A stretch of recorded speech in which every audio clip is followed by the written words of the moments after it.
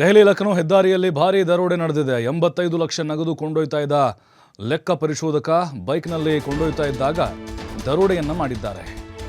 ಮತ್ತೊಂದು ಬೈಕ್ನಲ್ಲಿ ಬಂದು ಕಿತ್ಕೊಂಡು ಹೋಗಿದ್ದಾರೆ ಖದೀಮರು. ಲೆಕ್ಕ ಪರಿಶೋಧಕನನ್ನ ಒದ್ದು ಕೆಳಗೆ ಬೀಳಿಸಿ ಈ ದರೋಡೆ ಮಾಡಿದ್ದಾರೆ. ಪಕ್ಕದಲ್ಲಿ ಇದ್ದಂಥ ಕಾರು ಕೂಡ ದರೋಡೆಯಲ್ಲಿ ಭಾಗಿಯಾಗಿತ್ತು. ಅಂದರೆ ಕಾರಲ್ಲಿ ಪಕ್ಕದಲ್ಲಿದ್ದಂಥ ಕಾರು ಕೂಡ ಅವ್ರದೇ ಅಂತ ಗೊತ್ತಾಯಿತು. CC ಕ್ಯಾಮ್ರಾದಲ್ಲಿ ದರೋಡೆ ವಿಡಿಯೋ ರೆಕಾರ್ಡ್ ಆಗಿದೆ, ನೋಡ್ತಾ ಇದ್ದೀವಿ ಆ ವಿಡಿಯೋವನ್ನು.